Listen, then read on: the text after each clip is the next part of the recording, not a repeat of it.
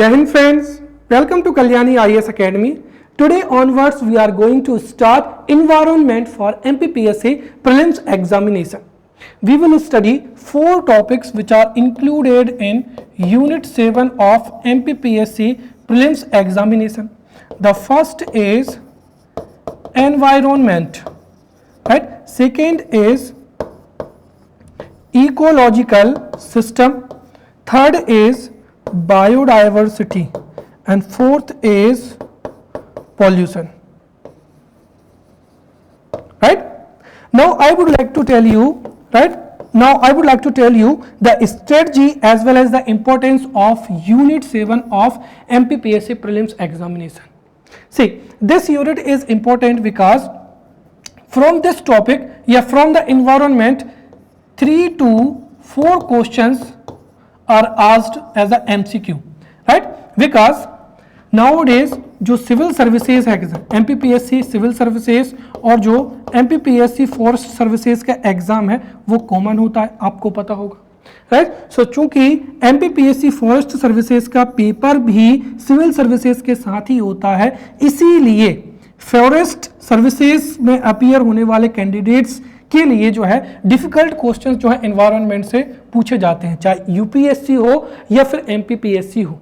इसीलिए यूनिट 7 में या यूनिट 7 से 8 to 12 जो क्वेश्चंस हैं वो पूछे जाते हैं. और आउट ऑफ ऑन एवरेज अगर हम 10 क्वेश्चन की बात करते हैं तो उनमें से 3 से 4 जो क्वेश्चन हैं वो इन्वायरमेंट से ही होते हैं, क्योंकि जो फॉरेस्ट सर्विसेज हैं उसका पेपर भी सिविल सर्विसेज के साथ ही क्या होता है, कॉमन होता है, right? The second, which is the most important, right? After prelims you would have to study mains, right? And in mains you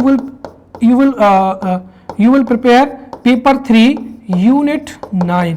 और पेपर 3 की यूनिट 9 में अगेन क्या है, इन्वायरमेंट, राइट? जो टॉपिक्स प्रीलिम्स में है वही की वही टॉपिक्स किस में है, मेंस में है.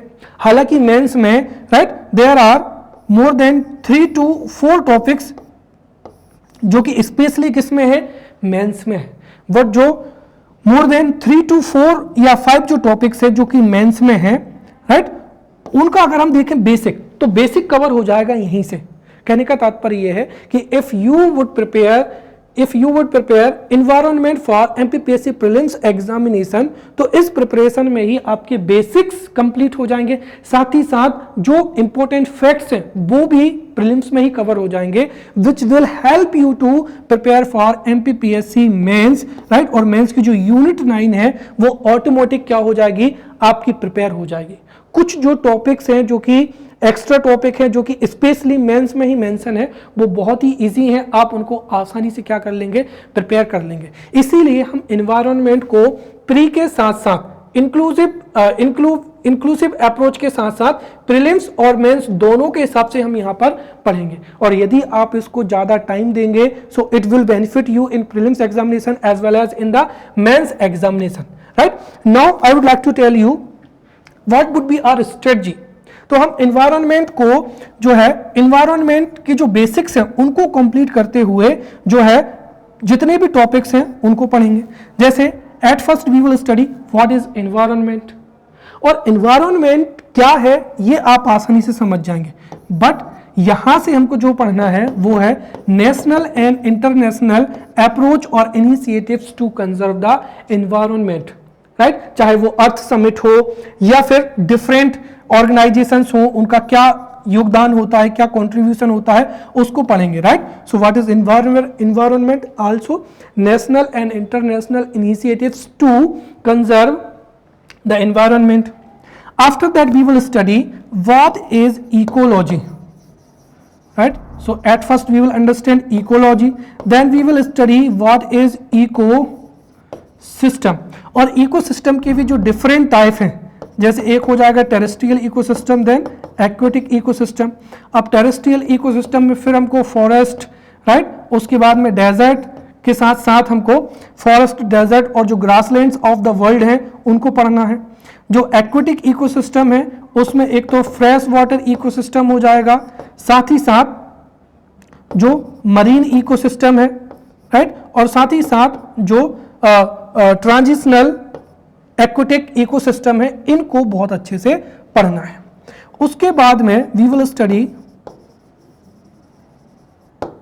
फंक्शंस ऑफ इकोसिस्टम, और इकोसिस्टम के जो फंक्शंस हैं, राइट, उनमें हमको बहुत अच्छे से पढ़ना है, राइट। तो फंक्शंस ऑफ इकोसिस्टम में we would study what is food chain, right, what is food web, right, then what is ecotone, right, also the pyramids, right. तो ये इस तरीके के जो टॉपिक्स हैं ये हमको इकोसिस्टम के फंक्शंस में समझना है। और इस तरीके से अगर आप देखेंगे तो जो महत्वपूर्ण कंसेप्ट्स हैं या एनवायरनमेंट के जो मोस्ट इंपॉर्टेंट कंसेप्ट्स हैं वो हम यहाँ पर अच्छे से कवर कर लेंगे। Then we will study biodiversity, और उसमें भी at first we will study what is biodiversity, right, what are the different types of biodiversity, then biodiversity, the how the biodiversity is measured. So what is biodiversity, different types of biodiversity, then how the biodiversity is measured, right। फिर उसके बाद में जो biodiversity का conservation है वो बहुत ही important है, और बायोडाइवर्सिटी के कंजर्वेशन में IUCN इंपॉर्टेंट रोल प्ले करता है। साथ ही साथ IUCN releases red data book, right, और रेड डाटा बुक से जो क्वेश्चन है चाहे वो UPSC हो या MPPSC हो उसमें हमेशा ही पूछे जाते हैं, राइट। साथ ही साथ बायोडाइवर्सिटी के कंजर्वेशन के लिए जो CVD है 1992 में हुई थी। तो कुल मिलाकर हम देखें तो नेशनल और जो international initiatives to conserve the biodiversity we will study, right। After that we will study pollution, right। So what is pollution, what are the different type of pollution, साथ ही साथ जो एयर पॉल्यूशन है, water pollution है, soil pollution है, noise pollution है, radio active pollution है, right. और पॉल्यूशन की वजह से जो इन्वायरमेंट पर अफेक्ट होता है, राइट, इन्वायरमेंट पर अफेक्ट होता है, जैसे क्या हो जाएगा, ग्लोबल वार्मिंग हो जाएगा, राइट, ग्लोबल वार्मिंग हो जाएगा, देन ग्रीन हाउस इफेक्ट हो जाएगा, उसके बाद में ओजोन होल हो जाएगा, राइट। तो global warming, green house effect, ozone hole और इससे रिलेटेड जो इंटरनेशनल प्रॉब्लम्स हैं उनको पढ़ेंगे। साथ ही साथ जो इन्वायरमेंट में पॉल्यूशन की वजह से जो भी प्रॉब्लम्स अराइज हो रही हैं उनके लिए नेशनल और इंटरनेशनल इनिशिएटिव्स कौन कौन से हैं, कौन कौन सी नेशनल और इंटरनेशनल बॉडीज हैं, राइट। तो एक होलिस्टिक अप्रोच लेते हुए इन्वायरमेंट, फिर बायोडाइवर्सिटी और साथ ही साथ जो प्रॉब्लम्स हैं, राइट, उनको दूर करने के लिए और इन्वायरमेंट और बायोडाइवर्सिटी को कंजर्व करने के लिए जो नेशनल और इंटरनेशनल अप्रोचेस हैं या इनिशिएटिव्स हैं उनको हम 1 by 1 करके पढ़ेंगे, right. So in this way this would be our strategy, और हम एक इंक्लूसिव अप्रोच लेते हुए होलिस्टिक तरीके से इन्वायरमेंट को बहुत ही अच्छे से पढ़ेंगे, right. So now understand what is environment.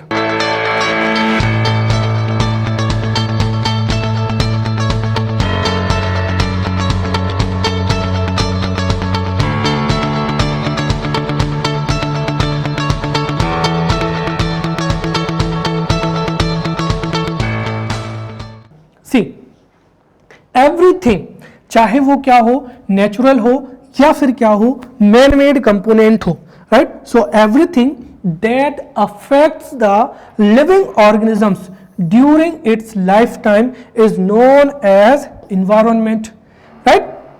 अब यहां पर एवरीथिंग में जो है फिजिकल, चाहे आप उनको फिजिकल कह लीजिए या फिर इनको नेचुरल कह लीजिए, राइट। जो फिजिकल हैं उनको हम मैन मेड भी कह सकते हैं।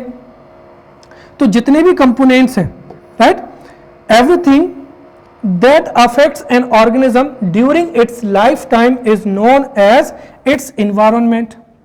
अगर हम दूसरे शब्दों में कहें तो the place, people, thing and nature that surround any living organism, right, उसको ही क्या कहा जाता है, इन्वायरमेंट कहा जाता है। And environment is a combination of natural and human made component। अब ये देखिए जो डेफिनेशन है ये कई बार आएगी, तो यहाँ पर जो नेचुरल कंपोनेंट है, राइट। नेचुरल कंपोनेंट में क्या क्या आ जाएंगे, तो नेचुरल कंपोनेंट में जो है पीपल आ जाएंगे, राइट। साथ ही साथ नेचर आ जाएगा और नेचर में ही प्लांट्स हो जाएंगे, ह्यूमंस हो जाएंगे, साथ ही साथ एनिमल्स हो जाएंगे। फिर मैन मेड जो फिनोमिना है, राइट, उसमें क्या हो जाएंगे, ह्यूमन मेड कंस्ट्रक्शन हो जाएंगे या प्लेस हो जाएंगे, राइट। साथ ही साथ डिफरेंट थिंग्स हो जाएंगे, जैसे ये बोर्ड हो जाएगा, राइट, दिस मार्कर हो जाएगा। ये सब जो कि लिविंग ऑर्गेनिज्म को क्या करते हैं, अफेक्ट करते हैं, उसको ही एनवायरनमेंट कहा जाता है, right. So the place, people, things and nature that surround any living organism is known as environment। और environment का literally meaning ही क्या होता है, surrounding होता है। अब प्रीलिम्स में एक फैक्चुअल क्वेश्चन पूछा जा सकता है कि जो environment वर्ड है, राइट, वो किस लैंग्वेज से लिया गया है। So the word environment is taken from the French word environner, right. तो ये फ्रेंच वर्ड इन्वायरोनर से लिया गया है। And what is the meaning of environner, right, neighbourhood, right. So in this way हम कह सकते हैं कि environment includes all physical, right, all physical, जिसमें थिंग्स भी आ जाएंगे, प्लेस भी आ जाएंगे, राइट। साथ ही साथ बायोलॉजिकल सराउंडिंग्स, जिसमें ह्यूमंस, एनिमल्स और क्या क्या आ जाएंगे, humans, animals, plants, right. So biological surroundings and their interactions. साथ ही साथ इन्वायरमेंटल स्टडी से हमको एक अप्रोच जो है मिल जाता है, जिससे हम इन्वायरमेंट को क्या कर सकते हैं, समझ सकते हैं। साथ ही साथ what is the impact of environment on human life that can be understood through the environment. अब इन्वायरमेंट को आप वेरियस तरीके से डिफाइन कर सकते हैं, बट जो सबसे एक्यूरेट डेफिनेशन है अगर हम उसकी बात करते हैं, so that is section 2A of the environment protection act 1986, right. जो एनवायरनमेंट प्रोटेक्शन एक्ट 1986 है, ये हमारी कंट्री में एनवायरनमेंट के प्रोटेक्शन के लिए एक अम्ब्रेला क्या है, एक्ट है। So according to section 2A of the environment protection act 1986, environment includes water, air and land and their interrelationship which exists among and between water, air, land and human beings, right, other creatures, plants, microorganisms and property। या in other words में हम ये भी कह सकते हैं कि environment is the sum total of water, air and land interrelationship among themselves also with the human being, other living organisms and property, right। so इस तरीके से जो है हम environment को बहुत ही अच्छे से जो है समझ चुके हैं। Now we will study different elements of environment, right, and this is also important, right। यहाँ से different जो है MCQs पूछे जा सकते हैं, जैसे पूछा जा सकता है, right, which is not the biotic element of the environment, right, या which is the living element of the environment. तो इस तरीके से डिफरेंट क्वेश्चन पूछे जा सकते हैं। So now let's study the elements of environment. So there are two types of element, the first is abiotic element and second is biotic element. यहां पर जो अबायोटिक एलिमेंट है इनको ही क्या कहा जाता है, फिजिकल एलिमेंट भी कहा जाता है, right, physical elements of the environment. साथ ही साथ इनको ही क्या कहा जाता है, नॉन लिविंग एलिमेंट, राइट। तो physical element, non living element या abiotic elements of the environment are land, landscapes, water body, climate, run of water, rock, soil and minerals। तो ये ऐसे एलिमेंट्स हैं जो कि क्या होते हैं, नॉन लिविंग होते हैं, या इनको ही क्या कहा जाता है, फिजिकल एलिमेंट कहा जाता है, जो कि लिविंग ऑर्गेनिजम्स को क्या करते हैं, अफेक्ट करते हैं। तो दूसरे हो जाएंगे यहां पर biotic element, and biotic elements are also known as natural element, right, natural elements of environment, also living elements of environment। so living elements, natural elements, और हम इनको क्या कह सकते हैं, बायोटिक एलिमेंट्स कहते हैं, जिसमें ह्यूमंस हो जाएंगे, साथ ही साथ animals and birds, and third क्या हो जाएंगे, प्लांट्स हो जाएंगे, राइट। सो जो जितने भी ऑर्गेनिजम्स हैं उनमें से ह्यूमंस, एनिमल्स एंड क्या हो जाएंगे, प्लांट्स हो जाएंगे। साथ ही साथ जो जितने भी लिविंग एलिमेंट्स हैं या नेचुरल एलिमेंट्स हैं उनको हम जो है दो भागों में क्या कर सकते हैं, जो है यहाँ पर क्लासिफाई कर सकते हैं। The first is autotrophs. Autotrophs are autotrophs are those elements of environment which synthesize that synthesize their own food, right? उनको ही प्रोड्यूसर भी कहा जाता है। सेकेंड हो जाएगा यहाँ पर हेट्रोट्रॉफ्स।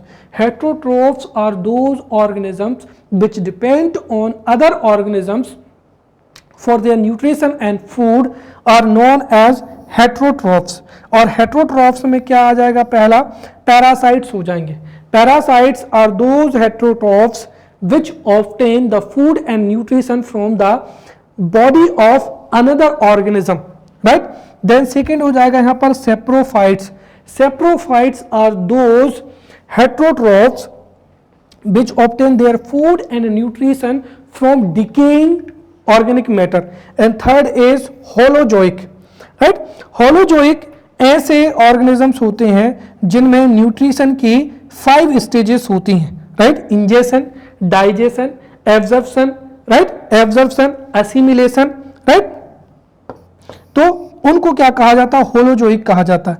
देन थर्ड क्या हो जाएगा यहाँ पर, माइक्रो ऑर्गेनिजम्स हो जाएगा। और माइक्रो ऑर्गेनिजम्स में ही क्या आ जाते हैं, डिकम्पोजर्स हो जाते हैं। और डिकम्पोजर्स आर दोज ऑर्गेनिजम्स जो कि ऑर्गेनिक मैटर को स्मॉल पार्टिकल्स में क्या कर देते हैं, डिकम्पोज कर देते हैं, right? Now let's study the components of environment, right?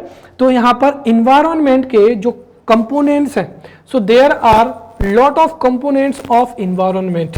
उसमें से एक तो क्या हो जाएगा यहाँ पर ह्यूमन मेड कंपोनेंट्स हो जाएंगे और दूसरे क्या हो जाएंगे यहाँ पर नेचुरल कंपोनेंट्स हो जाएंगे, right? So what are the human made components of environment, जिसमें सबसे पहला क्या हो जाएगा, बिल्डिंग्स हो जाएगा, देन पार्क्स हो जाएंगे, ब्रिजेस हो जाएंगे, रोड्स हो जाएंगे, मॉन्यूमेंट्स हो जाएंगे, इंडस्ट्रीज हो जाएंगे, साथ ही साथ everything which is produced by human through machines, right? तो वो सभी ह्यूमन मेड किस में आ जाएंगे, कंपोनेंट्स में आ जाएंगे।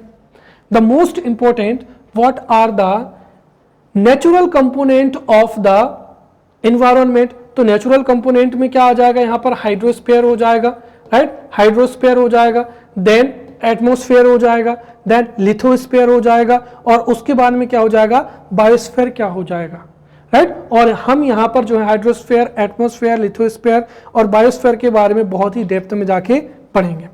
साथ ही साथ जो एनवायरनमेंट है उसका एक मोस्ट इंपॉर्टेंट कंपोनेंट ह्यूमंस भी होते हैं, राइट? और ह्यूमंस जो है, ह्यूमंस का जो ह्यूमंस है, ह्यूमंस को भी अगर हम देखें तो ह्यूमंस में एक तो इंडिविजुअल आ जाता है, फिर फैमिली आ जाती है, कम्युनिटी आ जाती है, फिर ह्यूमंस का क्या हो जाएगा, रिलीजन हो जाएगा, एजुकेशनल एनवायरनमेंट हो जाएगा, इकोनॉमिक एनवायरनमेंट हो जाएगा, पॉलिटिकल सिचुएशन हो जाएंगे।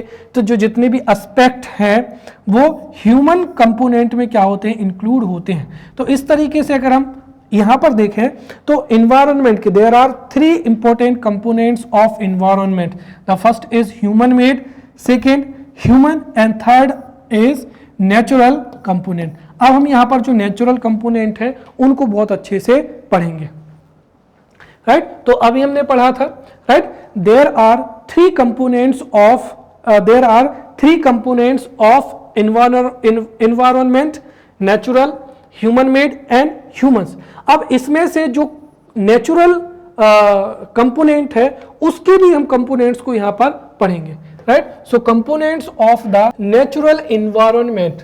सी, अभी हमने देखा था कि जो एनवायरनमेंट है, so there are 3 components of environment, जिसको हम नेचुरल एनवायरनमेंट भी कहते हैं, then human made environment, and human क्या हो जाएगा, एनवायरनमेंट हो जाएगा। अब जो नेचुरल एनवायरनमेंट है उसमें हाइड्रोस्फीयर आता है, एटमॉस्फेयर आता है, लिथोस्फीयर आता है, और क्या आता है, बायोस्फीयर आता है। So in this way we can say that lithosphere, right? Lithosphere, hydrosphere, atmosphere and biosphere are found in the natural environment. Now let's study these components one by one. The first is lithosphere.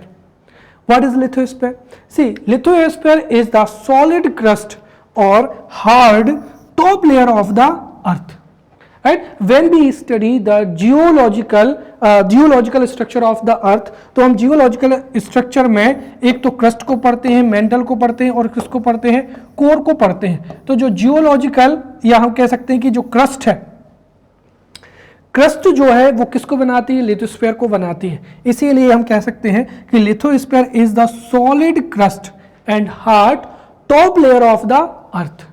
अब ये किससे मिलकर बनी हुई होती है? So this is made up of rocks and minerals, और जो कि सॉइल की थिन लेयर से क्या होती है, कवर होती है.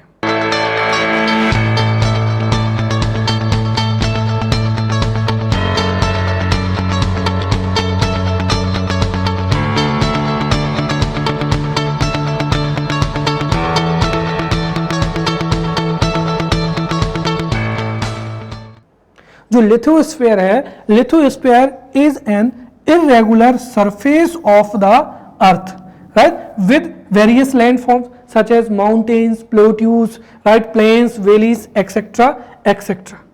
And lithosphere is the domain that provides forest, grasslands, right, forest, grasslands for grazing, grassland for grazing and land for agricultural and human settlement. तो जो ह्यूमन सेटलमेंट है वो भी लिथोस्फीयर पे ही पाया जाता है. फिर जो लैंड है वो भी लिथोस्फीयर पाया जाता है, which is responsible for agricultural. साथ ही साथ lithosphere is a source of mineral wealth. Now hydrosphere, hydrosphere क्या होता है? देखिए, hydrosphere comprises various sources of water and different types of water bodies like rivers, lakes, oceans, seas, right, etc. right, और it is essential for all living organisms. क्योंकि अगर in water bodies में water नहीं होगा तो कोई भी living organism वहां पर सर्वाइव नहीं कर पाएगा. Then third is atmosphere, right?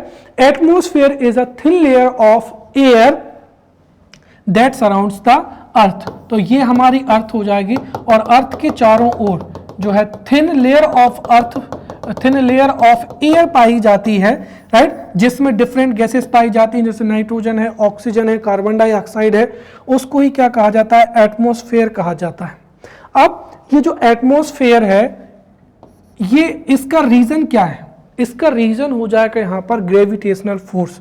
Because of the gravitational force of the earth, right, जो पार्टिकल्स ऑफ जो एयर होते हैं वो क्या होते हैं, होल्डिंग पोजीशन में रहते हैं. तो हम कह सकते हैं कि gravitational force of the earth holds the atmosphere around it, right. और इसका इंपॉर्टेंस क्या है?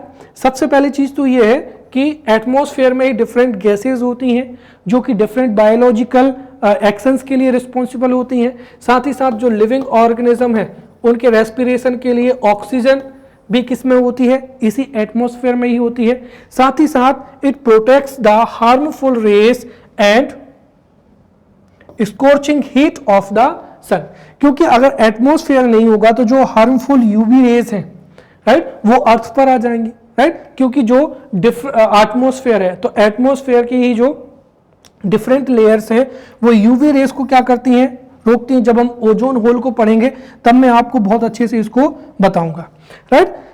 Atmosphere consists of a number of gases, right, dust particles as well as water vapour.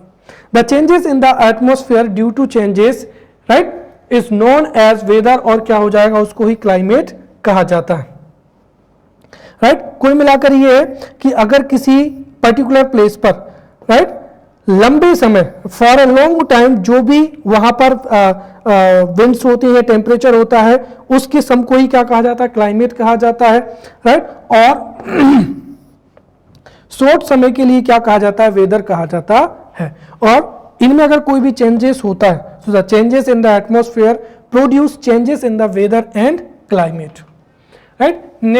Next is biosphere, right. Biosphere क्या होता है?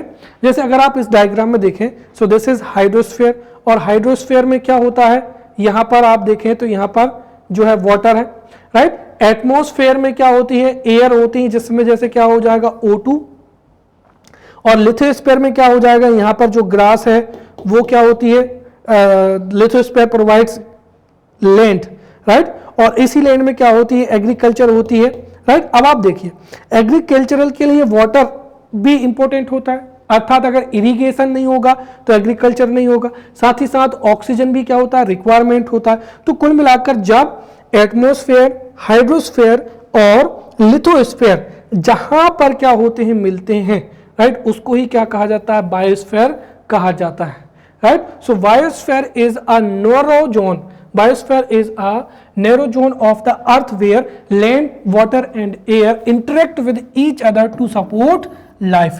तो biosphere is the place which supports the life, right, और जहां पर वाटर भी पाया जाता है, राइट, उसके साथ ही साथ एटमॉस्फेयर भी पाया जाता है, राइट, या गैसेस भी पाई जाती हैं। और कुल मिलाकर अगर हम देखें तो plant and animal kingdom together make the biosphere और द लिविंग वर्ल्ड, क्योंकि बायोस्फीयर में ही जो है लिविंग ऑर्गेनिज्म सरवाइव कर पाते हैं। और मेनली अगर हम देखें तो जो एनिमल किंगडम है और जो प्लांट किंगडम है, right, both, right, together make the biosphere. क्योंकि अगर हम देखें तो हाइड्रोस्फीयर में कई जो है माइक्रो ऑर्गेनिजम्स भी पाए जाते हैं। Now we will study what are the different characteristics of environment, right, so let's study the different characteristics of environment. The first is environment contains, right, biotic as well as abiotic elements. Second, environment is always variable, क्योंकि environment में constantly कुछ changes जो है अकर होते रहते हैं, ठीक है। तो environment contains biotic and abiotic elements, जिसको हमने अभी थोड़ी देर पहले पढ़ा था। Environment is variable. Third is compatibility is found in the organisms toward it, क्योंकि अगर कंपेटिबिलिटी नहीं पाई जाएगी तो ऑब्वियसली जो जितने भी ऑर्गेनिजम्स हैं वो इन्वायरमेंट में सर्वाइव नहीं कर पाएंगे।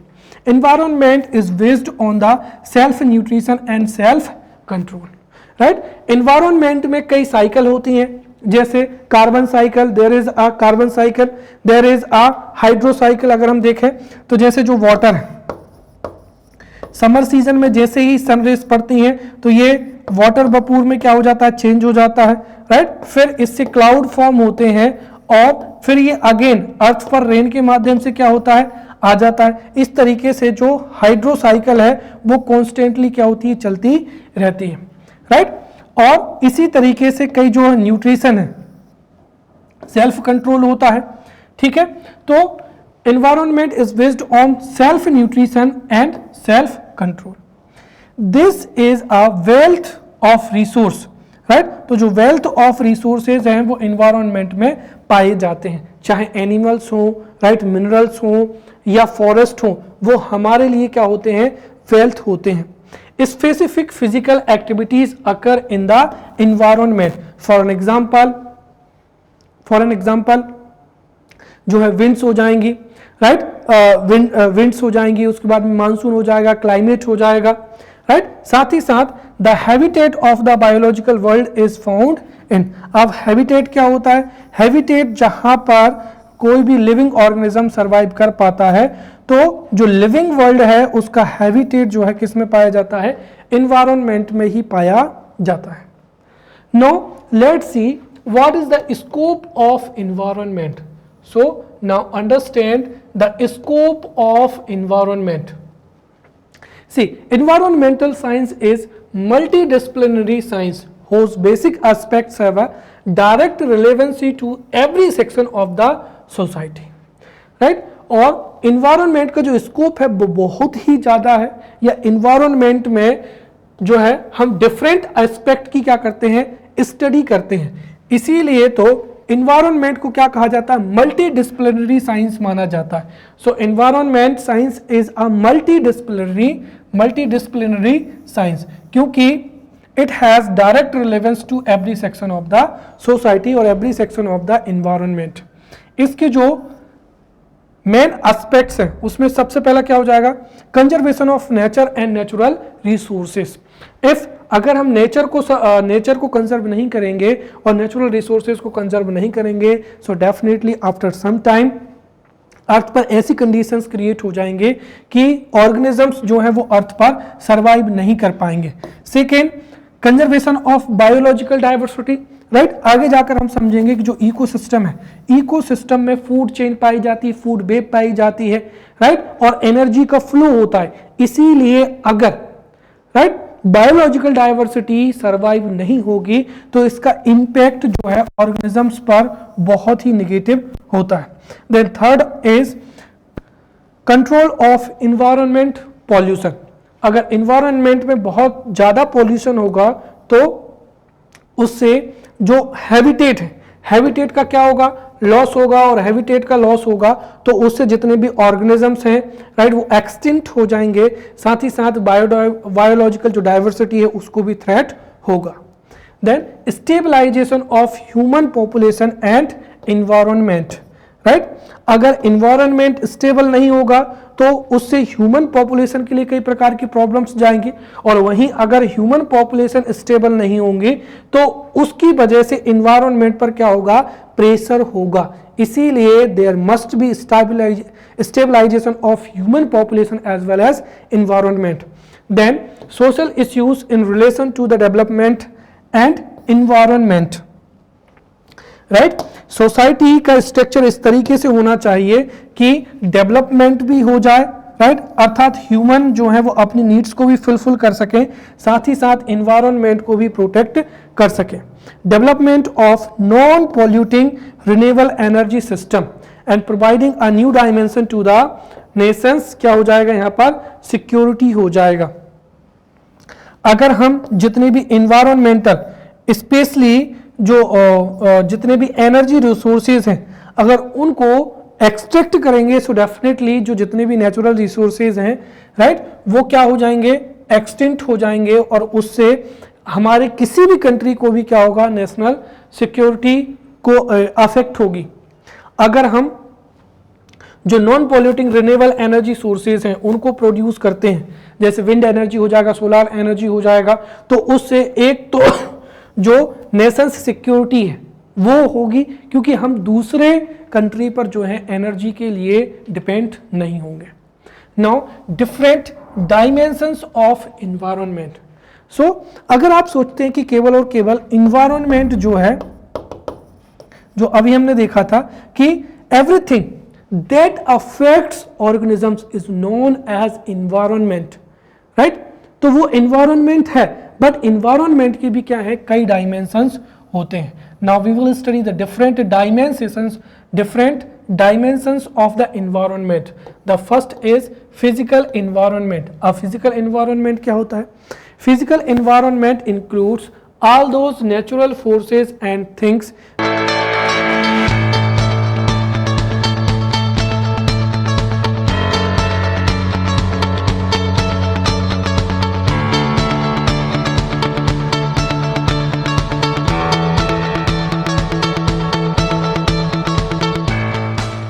which are beyond human control and directly or indirectly affect the human beings, right?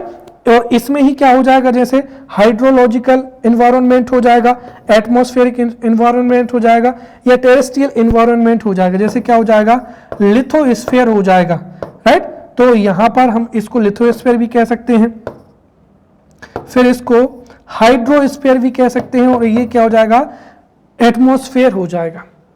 अब देखिए, जो फिजिकल इन्वायरमेंट है उसमें लिथोस्फीयर, हाइड्रोस्फीयर, या फिर क्या आता है, एटमॉस्फेयर आता है, right, which is the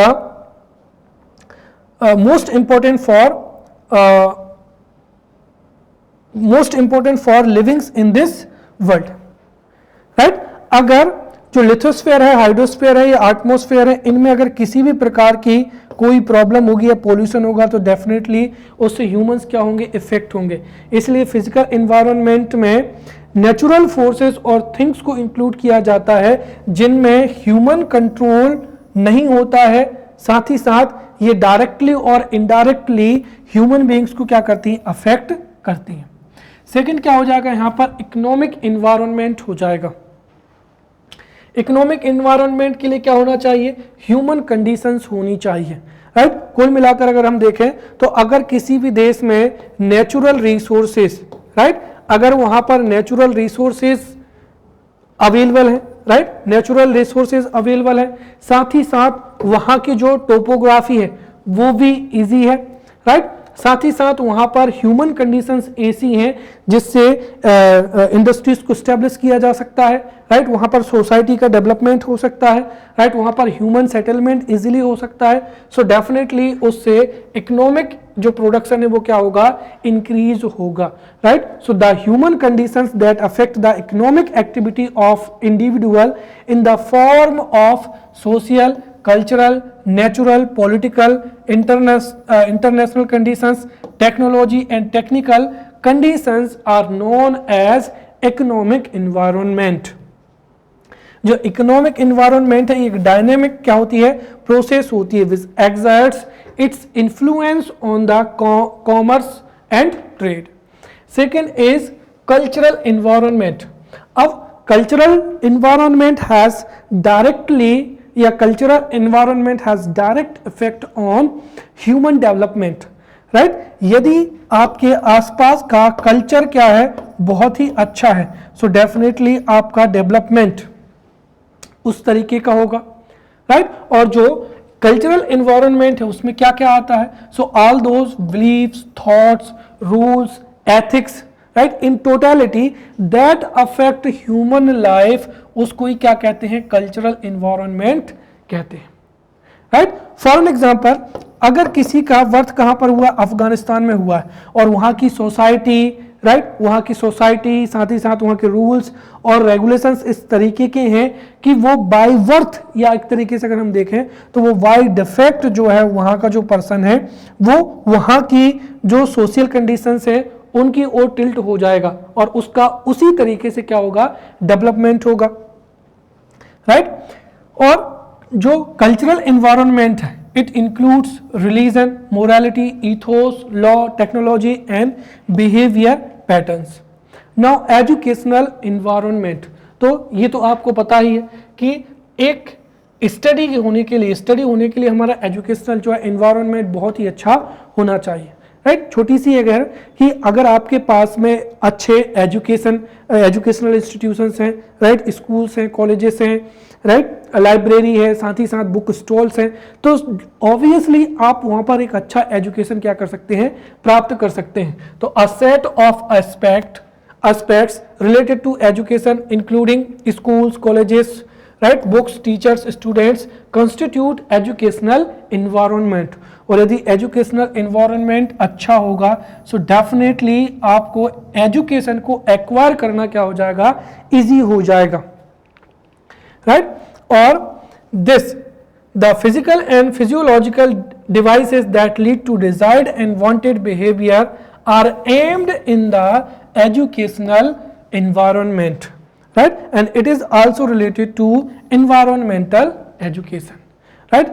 now physiological क्या हो जाएगा, environment हो जाएगा। अब जो physiological environment है उसका रिलेशन सोसाइटी से नहीं है बल्कि किससे होता है, इंडिविजुअल से होता है, क्योंकि this is the inner part of the person. So the physiological environment is related to inner part of the person which is created by his hopes, experiences and beliefs, right। यदि किसी के beliefs अच्छे होंगे, उसके experiences अच्छे होंगे, hopes होंगी, तो उसका physiological environment better होगा और वह किसी भी difficult task को जो है perform कर सकता है, right। now we will study concept of environment in Indian context। अब देखिए ये बात क्यों आती है, क्योंकि अक्सर कहा जाता है कि India is the country where trees, rivers, right, mountains are worshipped, right. और ये इंडिया में वर्शिप क्यों की जाती है, to protect the environment. Therefore India में इन्वायरमेंट का कंसेप्ट प्योर है और एक अनब्रेकेबल रिलेशनशिप्स के तौर पर है। इसीलिए अगर हम बात करते हैं वर्ल्ड के अलावा, राइट, हमारा जो इंडियन कंसेप्ट है वो वर्ल्ड से बहुत ही ज्यादा क्या है, डिफरेंट है। So let's understand the concept of environment in Indian context. See there is an unbreakable right, there is unbreakable relationship between human and nature in Indian culture, right, जो कि पूरी तरीके से क्या है, साइंटिफिक है, साथ ही साथ क्या है, बैलेंस्ड है, राइट। इट इज जो है अक्सर कहा जाता है कि India is the country of snake charmers, right, which worship monkeys, right, trees, mountains. और वेस्ट ने हमेशा इस बात से इंडिया को क्रिटिसाइज किया है, बट टुडे अगर हम देखें तो वर्तमान कॉन्टेक्स्ट में ये बहुत बिल्कुल क्या है, सही है। आज जो वेस्ट पूरे वर्ल्ड में इन्वायरमेंट को कंजर्व करने की बात करता है, ये इंडिया में आज से नहीं, राइट, जब से ह्यूमन सिविलाइजेशन इवॉल्व हुई है तब से इंडिया में हमारा कल्चर इस तरीके का है कि हम इन्वायरमेंट को प्रोटेक्ट करते आ रहे हैं। क्योंकि अगर हम देखें तो जो इन्वायरमेंट को वर्शिप किया जाता है उसके मूल में क्या है, राइट, कंजर्वेशन, राइट। तो सीधा हम कह सकते हैं कि इंडिया में ह्यूमंस में और नेचर में एक अनब्रेकेबल रिलेशनशिप है, राइट, जो कि कंप्लीटली क्या है, साइंटिफिक है, साथ ही साथ क्या है, बैलेंस्ड है, राइट। जैसे उदाहरण के तौर पर क्या हो जाएगा, पीपल ट्री हो जाएगा। अब ये वर्तमान समय में ये हमको पता चला है कि people tree provides oxygen 24 hours, right, और इसी वजह से, राइट, एंशिएंट टाइम से ही इंडिया में जो पीपल ट्री है उसकी वर्शिप की जाती है, राइट। तुलसी, इससे भी बहुत ज्यादा क्वांटिटी में ऑक्सीजन रिलीज होती है, इसलिए इंडिया में जो तुलसी है उसको वर्शिप किया जाता है, राइट, उसको घर में लगाया जाता है so that the content of oxygen जो है इजीली क्या हो, अवेलेबल हो सके। साथ ही साथ हमारे देश में जो है रिवर्स को वर्शिप किया जाता है सो दैट इंडियंस उनको पोल्यूट ना करें, राइट। तो इस तरीके से अगर हम देखें तो इंडिया में एंशिएंट टाइम से ही, या अगर हम देखें तो हमारे जो जितने भी वैदिक टेक्स्ट हैं, राइट, या रिलीजियस टेक्स्ट हैं, स्पेशली जो हिंदी टेक्स्ट हैं, राइट, तो हिंदू टेक्स्ट में, स्क्रिप्चर्स में trees, plants, flowers, mountains, right, wild जो एनिमल्स हैं, राइट, रिवर्स हैं, लेक्स हैं, फॉरेस्ट हैं, राइट, उन सब को वर्शिप किया जाता है, right, and have been told about the affection and the respect, right. India में रिवर्स को वर्शिप किया जाता है, राइट, पीपल ट्री है, तुलसी है, राइट, और डिफरेंट जो जितने भी प्लांट्स हैं उनको किसी न किसी जो है, किसी न किसी वजह से उनको वर्शिप किया जाता है ताकि उनका कंजर्वेशन हो सके। साथ ही साथ जो स्पेशली जो हिंदू गॉड है, राइट, हिंदू गॉड में भी अगर आप देखें तो हिंदू गॉड जो जितने भी हैं उनके वाहन होते हैं, जैसे नंदी हो जाएगा, राइट, माँ दुर्गा का जो व्हीकल हो जाएगा वो क्या हो जाएगा, लॉइन हो जाएगा। इन सब को ये थ्योरी भी इसलिए दी गई है ताकि लोग व्हेन गॉड को वर्शिप करें तो along with worshipping the God, right, उनका जो वाहन है उसको भी क्या कर सके, वर्शिप कर सके, ताकि उनका क्या हो सके, जो है कंजर्वेशन हो सके। और environment has been a part of life in India since ancient times. और इन्वायरमेंट में जितनी भी टेंजिबल है या इंटेंजिबल कंपोनेंट्स है उनको क्या किया जाता है, जो है इंक्लूड किया जाता है। और इसके पीछे थॉट प्रोसेस क्या है, राइट, इसके पीछे थॉट प्रोसेस जो है वो है keeping the environment free from pollution and valuable for the conservation. तो पॉल्यूशन को क्या ना कर सके हम, जो है हमारे इन्वायरमेंट को पॉल्यूट होने से बचा सकें, साथ ही साथ जो कंजर्वेशन है, राइट, उससे भी क्या कर सके, जो है इन्वायरमेंट को कंजर्व कर सके। अगर हम देखें तो जो इन्वायरमेंट प्रोटेक्शन है ये इंडिया में शुरू से ही क्या है, या एंशिएंट टाइम से ही चला आ रहा है, राइट, जिसको हम कई एग्जाम्पल से समझ सकते हैं। सबसे पहली चीज तो इंडियन जो फिलॉसफी है, Indian philosophy considers the structure of body, right, from the 5 important elements, right, जिनको हम कहते हैं यहाँ पर अर्थ है, वाटर है, फायर है, एयर है, राइट, और क्या हो जाएगा, स्काई हो जाएगा। और इन्हीं 5 एलिमेंट से ह्यूमन बॉडी क्या है, बनी हुई है, राइट। साथ ही साथ टेकिंग द कल्प ट्री, अब देखिए जो सागर मंथन हुआ था, राइट, अब इसके लिए कोई अंग्रेजी का एक स्पेशल वर्ड नहीं आ सकता क्योंकि ये हमारा कल्चर है।